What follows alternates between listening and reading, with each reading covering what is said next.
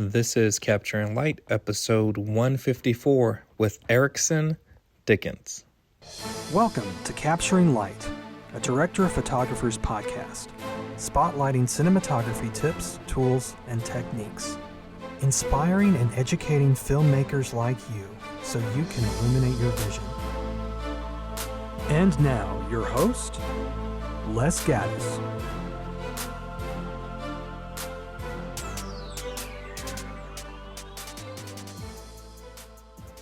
Welcome to the Capturing Light podcast. I'm your host, Les Gaddis, and today I am talking to Eriksen Dickens. He is a creative director and co-founder of Platinum Peak, a video production company / agency. And it was cool to talk to someone in this space. We talked about story-driven content. We got a little bit of information about how he got started. And then we also talked about something called legacy documentaries, which I thought was an interesting concept. So, it was a great conversation. And here is that conversation with Eriksen Dickens. All right, so I want to thank Eriksen Dickens for coming on the Capture Light podcast. How are you doing, sir? I'm doing great. Thank you so much for having me on. I'm looking forward to chatting it up. Yeah, no, same. I've been looking forward to talking with you for a couple weeks now, and let's start with telling everyone where you're based. Yeah, so I am out of San Luis Obispo, California. It's about halfway between San Francisco and Los Angeles. Pretty small town, about 40,000 people or so. And yeah, it's beautiful, right on the Central Coast out here. Nice. And so what got you into just filmmaking and video production? Like, how did you start? Yeah. Well, I can give you the really long answer or the Spark Notes version or somewhere in between. Let's do somewhere in between. Yeah, for sure. So my brother and I, my younger brother Soren, him and I, we started making films as kids, right? We were doing the whole home movie thing, just really loved it, the whole dynamic of directing, acting, writing, the full 9 yards. And sports took priority for us. We were, pretty competitive athletes, and we both got scholarships to college. So filmmaking and all that stuff kind of took a backseat to our athletics. But when we got to college, long story short, we both got injured. I was a junior, he was a freshman, and we were at the same school, Cal Poly down in San Luis Obispo. And we were like, okay, what do we do with our lives now, right? It's kind of that identity crisis of living with sports your whole life, and then all of a sudden it was gone. Mm-hmm. So we had quite an existential crisis, if you will, for a little while. After about 6 months or so of meandering, quote unquote, doing some things we probably shouldn't have been doing, we were like, you know what, let's get back into filmmaking. Like, why not? We haven't picked up a camera forever. We didn't even have a camera at this point. But we were like, why not get back into that childhood passion? Like, why not? I'll pass the time, let's just see what happens. So put some money together and got a drone, got a camera, and long story short, the ball just got rolling from there. Nice. So as far as you and your brother just picking up the camera and going, did you immediately have a particular genre or market that you wanted to hit where you were? Were you kind of trying to figure out like if you wanted to do commercials versus music videos or documentaries, or like how did that whole thing come about? Nothing. No, we had no idea. We were just like, let's just get the ball rolling. Let's shoot a little bit of that, shoot a little bit of this, shoot our friend's birthday party at the beach. Let's shoot a little montage of this. Let's shoot just anything kind of, because we didn't know. And so we were kind of getting back into the rhythm of things and experimenting with a bunch of different styles, different types of content. Mm-hmm. And then after a while, we started to niche down a little bit more and focus on videos that utilize storytelling for companies, right? So every company, really, they have three pillars, right? They have their marketing, their sales, and their operations. And so we started to utilize more story-driven videos to help these companies streamline their operations, scale, whatever it might be. But it took us a long time to kind of get there. A lot of trial and error, learn by doing. We didn't go to film school. Mm-hmm. I'm telling you, man, we had a variety of everything, music videos, little short films, But it was all part of the learning journey. We look back on those videos sometimes in those early days, and it's like, wow, it was really fun, like learning and building that muscle, right? So. Right. No, for sure. So how long before you started your company, Platinum Peak Productions? Oh boy, so we probably dabbled around in the whole experimenting phase for about a year and a half or two, and that's when we were like, you know what? Let's try to make a career out of this, right? Like, Hmm. why not? We're passionate about it. Um, how amazing would it be to be able to do this for a living? And so we grinded, like we didn't really do the whole college experience thing, like we didn't really party much, we weren't in frats. Um, and we just spent a lot of late nights behind a editing keyboard, editing, a lot of days out shooting, just really trying to build a portfolio. And we kind of missed out a little bit on a lot of the typical college things, but we look back on it and we don't really regret it, right? Because it was able to lead to something that we are able to do full time now. So, yeah. Right. Well, and from like I guess, niching down to story driven, videos for companies, um, what what brought both of you to that? Is it just your love for storytelling? Is it you saw like this as a way to help out companies, to solve a problem potentially with their marketing or like could you elaborate a little bit on the Sure. storytelling aspect of your Yeah, company?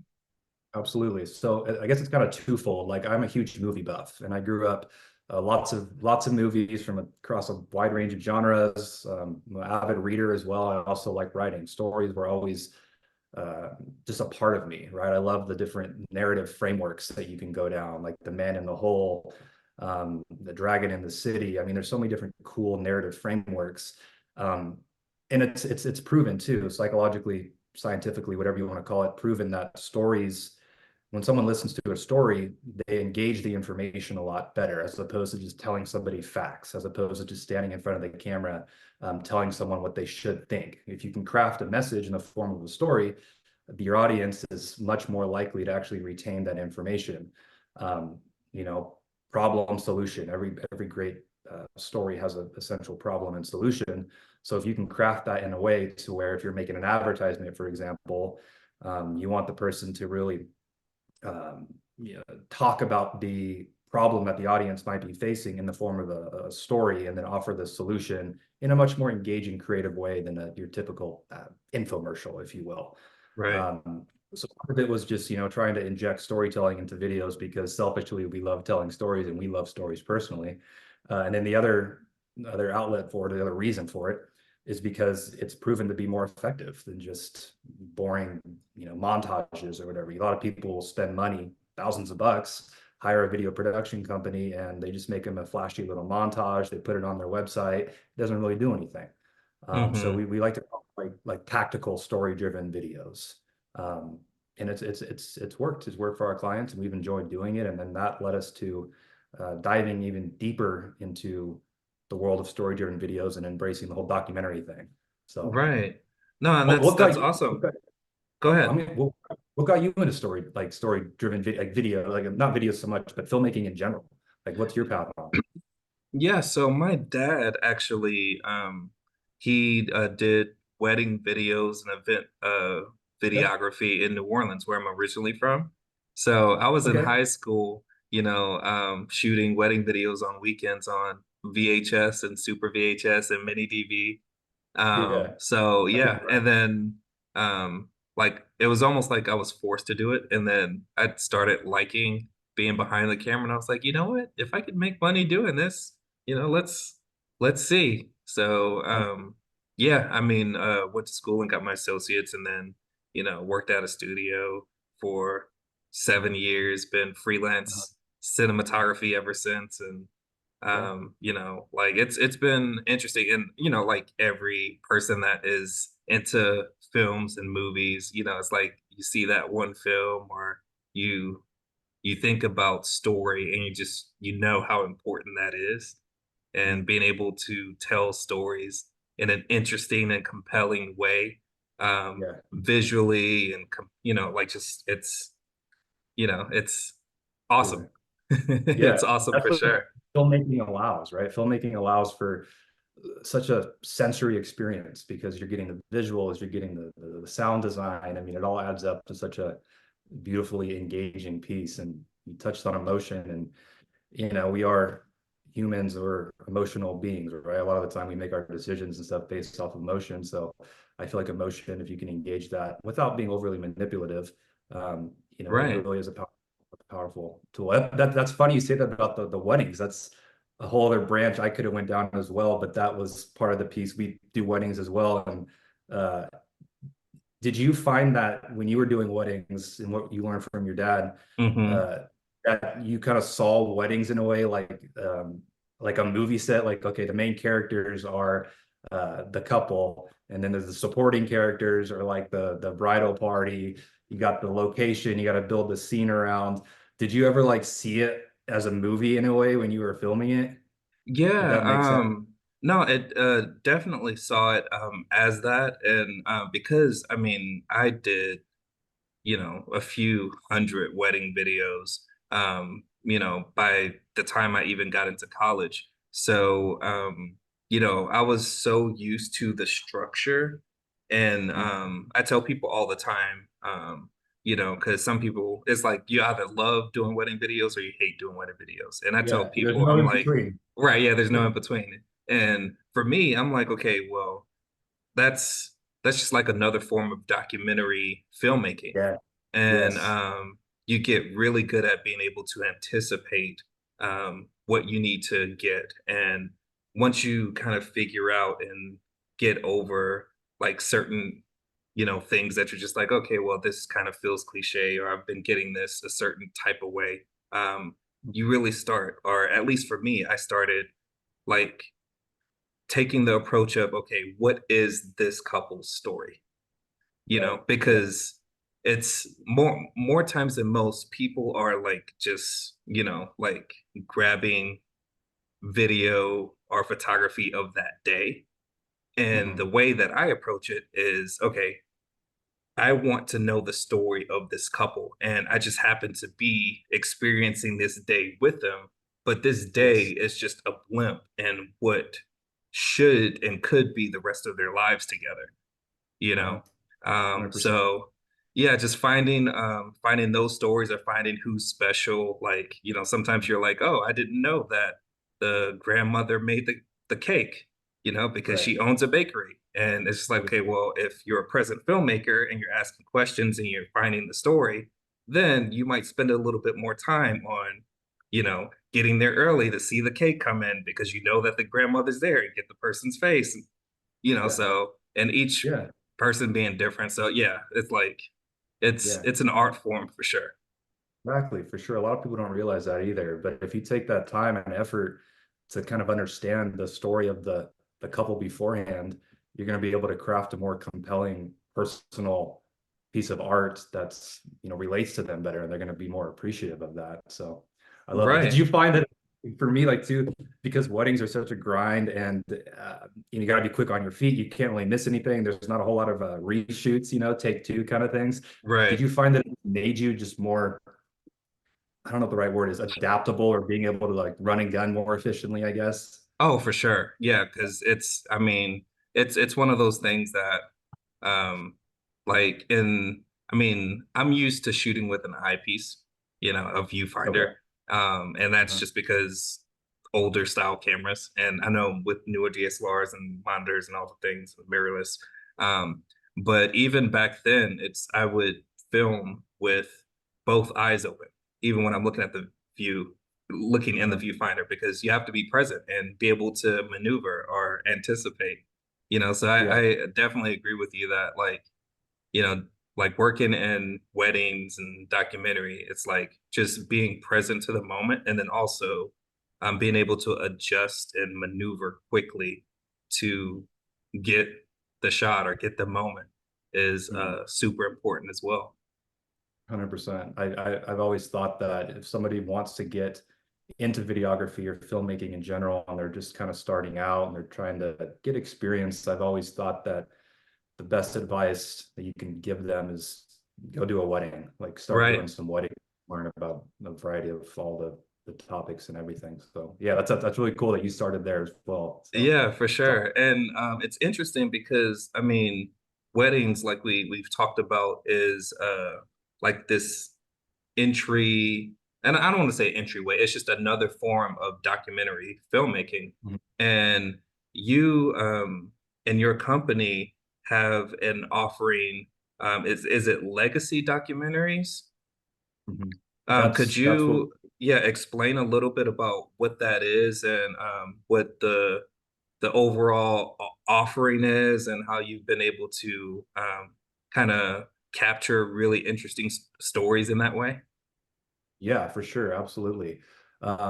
So I failed to mention this in the beginning when you were asking me like all the different types of videos we did, but we just talked about another type we did, weddings. Mm-hmm. Um, for doing some weddings, that really stirred us to want to also tell more story-driven videos because we felt that emotional appeal to it, preserving someone's special moment, their special day, their story. And so after about a year and a half or so into doing both weddings and other types of videos, we wanted to kind of challenge ourselves and we Mm-hmm. wanted to create a long form documentary. Like we had no idea how to do it, but we watched YouTube videos, we watched documentaries, and we were like, let's Mm-hmm. just go for it. So we wanted to pick a special topic that was near and dear to us. And our dad, he passed away when we were kids. Mm-hmm. Um, of cancer. And we wanted to tell a documentary about his life and the impact that he had on our family and the people around him. He was our childhood baseball coach. And so he obviously touched a lot of lives, young kids, in athletics. So we thought, okay, how cool would it be to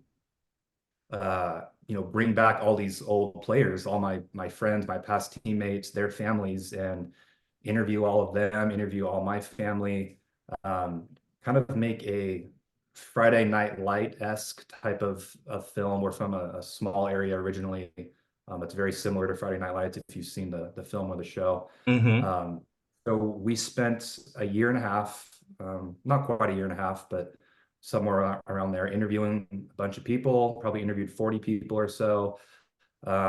We ended up premiering it in our hometown. About 300 people came, and we titled the documentary "His Legacy." So Mm-hmm. my legacy, and we just after it was all done, we just enjoyed doing it so much, not just the process of it, but the reaction as well from our friends and our family. And we just felt like we did a good thing. It was kind of a cathartic experience for us, like almost therapeutic in a way. And so we started to think, okay, how can we do more of these, right? So we started to think about how we can implement this documentary stuff into our filmmaking and maybe eventually start getting paid for it as well, because we obviously weren't paid for that. That was a passion project. Right. Um, and we just thought like, okay, it touched the lives of a lot of people who my dad touched with his life. And I know that honored my father, helped preserve his legacy. So I can show my kids now eventually, and their kids can watch it as well. So one thing led to another, and we started to really focus on finding more deals. I mean, just trying to find more people who have a noteworthy story, who might want their legacy told, whether or not they're still present with us, or if they might have passed and their family would like something about them. And since then, it's just been a journey of a lot of documentary style films and stuff. So I know it's a long answer, but that's the full answer. Right. No, that's awesome. And so these legacy documentaries, are they because you said your dad's was about 2 hours? Yeah, that was well, 80 minutes, 80 minutes. Right. Close enough for sure. Yeah, yeah, So right, exactly. so there like is it where you have kind of shorter versions of that? And like Mhm. is it time specific or is it really just it's dependent on the story, the legacy of that person and whatever time feels right for the story, it is just it becomes that. Yeah. So it's very dependent on the preference of the client, and also their budget as well, because obviously a shorter documentary is going to be a lot cheaper than a long form. So we do offer a variety, anywhere from 15 minutes to 2 hours. The last one we did on a gentleman who immigrated to America from Lebanon at an early age. Amazing story. Um, we did a 2 hour documentary for them. And that was because they generally wanted to keep this documentary in the family, close friends. They didn't really want to share it with too many people. It's more personal to them. So we found that when people generally want the documentary for that, they want it longer because they know their family and closer friends will actually watch the whole thing. Right. Where sometimes if we do it for an individual or even a company, they want something shorter and more digestible that can be used for marketing collateral. Maybe it's investor attraction. They can chop it up even more. Sometimes we'll have clients that want shorter, almost social videos, like shorter documentary style videos that they can Mm-hmm. leverage on LinkedIn, Instagram, Facebooks, etc. So it really just depends on the needs and wants of the particular client. But attention spans kind of suck these days, so Right. generally most people prefer something a little short on the shorter side. The longer form is a little bit more rare. Right. Okay. And from a like a technical side, because I'll link. I know I was stalking your your production company website, and I was looking at like some of the testimonials and things. Like what are you filming with like camera, for people that are interested in like, oh wow, it looks great, so. Right. So our we've operated mostly on Sony's Hmm. A7 III, 7S3. Uh, they've been really reliable for us, and we've got a variety of lenses as well that make it look like a movie. Right. And we've also rented before as well. Rented a Red a couple of times, Hmm. a variety of that. Um, but to be completely honest with you, I'm not the most technical. Like my brother and Right. other people probably hire that, so I can't give you the ins and outs too much in depth on like the technical side of things, but for us, man, we found that Sony's good lighting and quality lenses generally do the trick.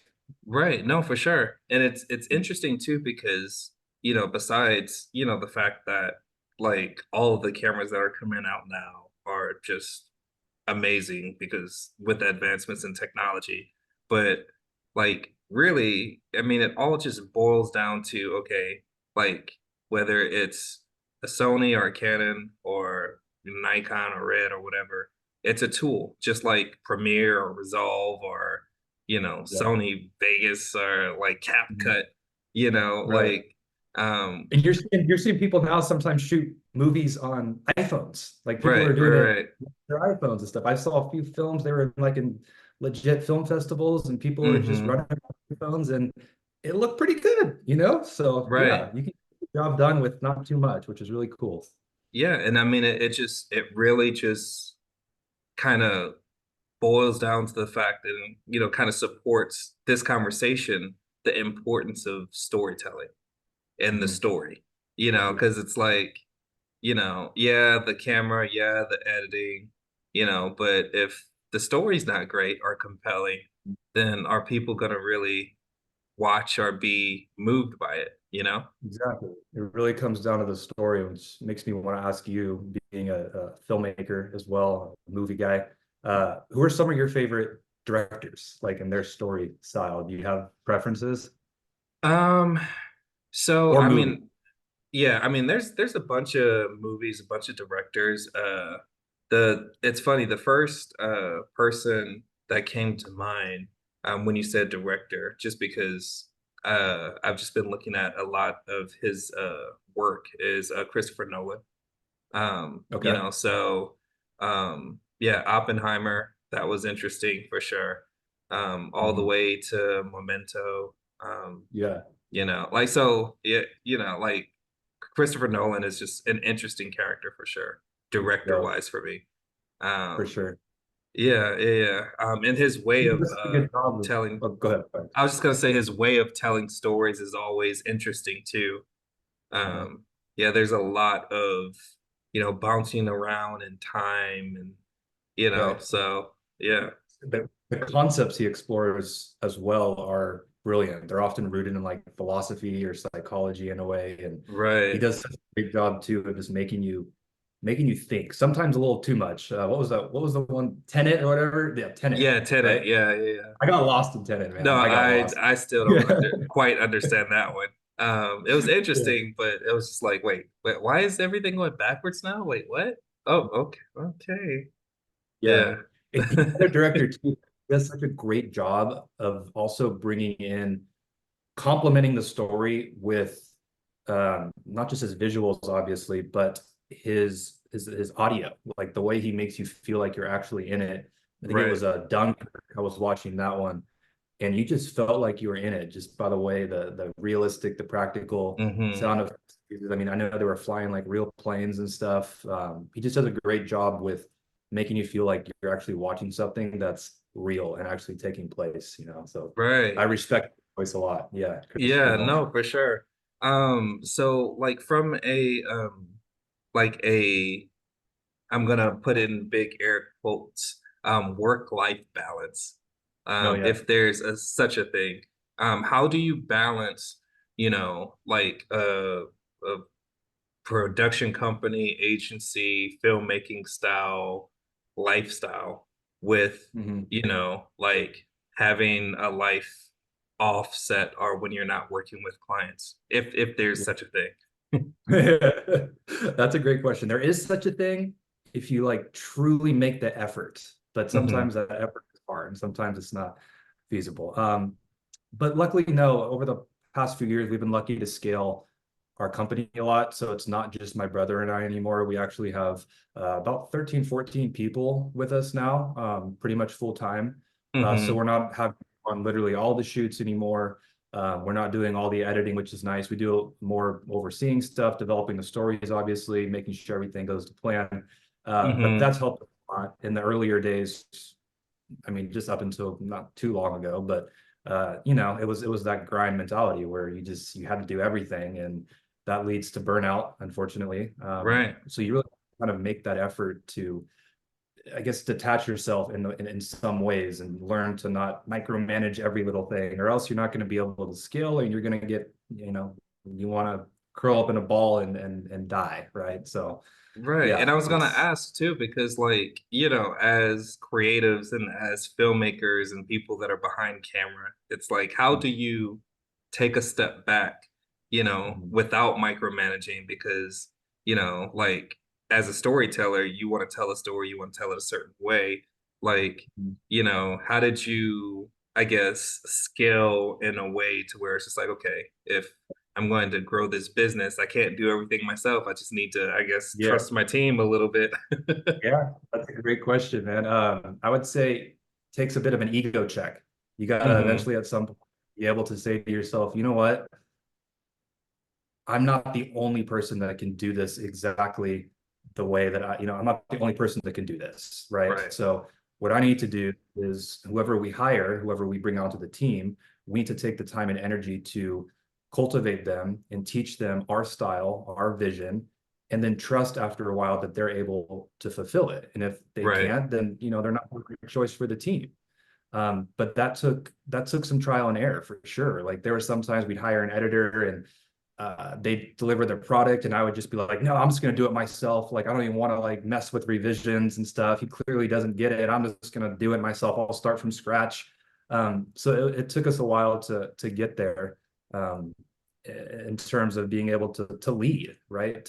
That's what it came down to, being able to lead and to communicate. So much of our ability to scale came down to polishing our communication ability and being able to work with people and truly lead. So yeah, that's Right. that's what it came.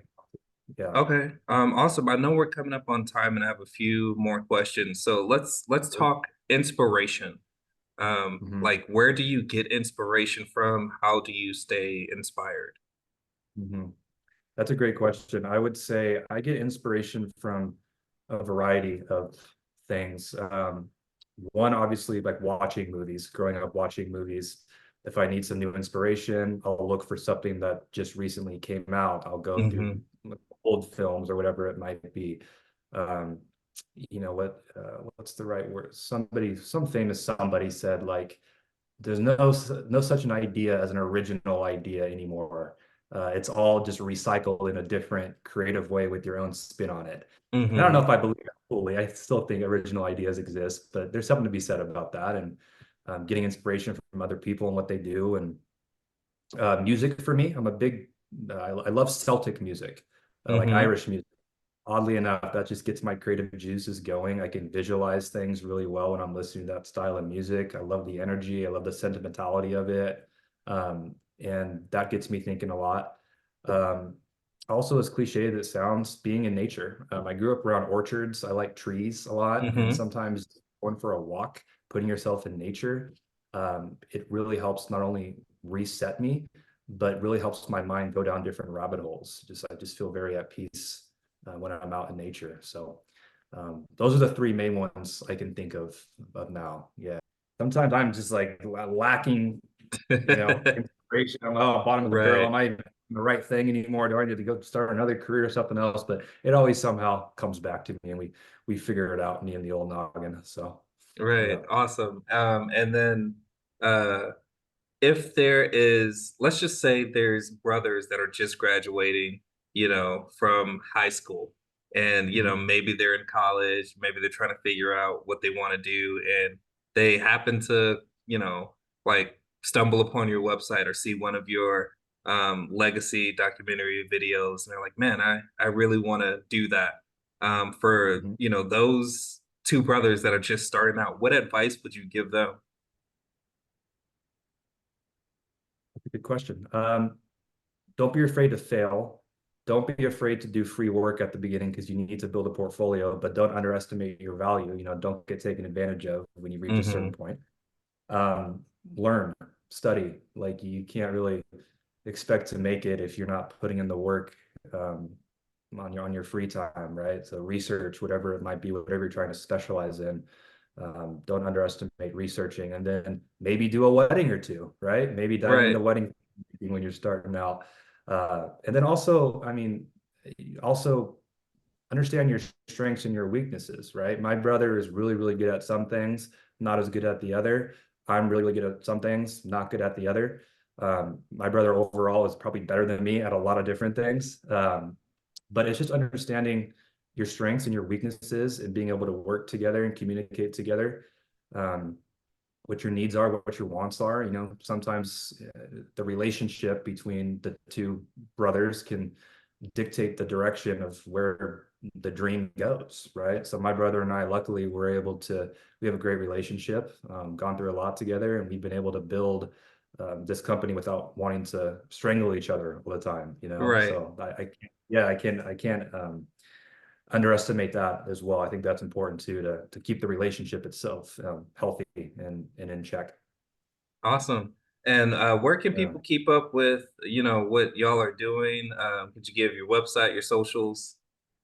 Yeah, for sure. They can check out our agency, so Platinum Peak at platinumpeak.com. You'll find some samples of our work in their portfolio, and then a little bit more about what we do. And then you can also find more documentary stuff, specifically on our site dickensbrothers.com, Dickens brothers.com. And then our socials as well. You can find me at Eriksen W Dickens on Instagram, and then my brother uh, at Soren Dickens. And then you can find us on Instagram, Platinum Peak as well, LinkedIn as well. But yeah, you want to check in on us, and feel free to reach out to if anyone's listening to this and is curious about learning a little bit more about what we do. And or if, like you said, there are two brothers out there who are listening to this and you just want to pick our brains, uh, please do reach out. We're always more than willing to talk with you about our journey. And if we can help you in any way, definitely. Awesome. Well, Erickson, I super appreciate your time. And this has been a fun chat, fun Yeah. conversation. I really enjoyed it. Thank you so much for, coming on the podcast. Thank you so much for having me, Les. I appreciate it. I've enjoyed my time. Thank you. Some great stories, some great content, and follow them on YouTube. And listen to their podcast. It's a bunch of good stuff. If you have any questions for me, you feel free to reach out to me at Les Gaddis on Instagram, or you can email me directly, les@gaddisvisuals.com. That's all I got for you for this episode. It was a good one. Be sure to subscribe if you haven't. And I will catch you in the next episode of Capturing Light. Thanks for listening to Capturing Light with Les Gaddis, a Director of Photographers podcast. Inspiring and educating filmmakers like you so you can illuminate your vision. A Gaddis Visuals production.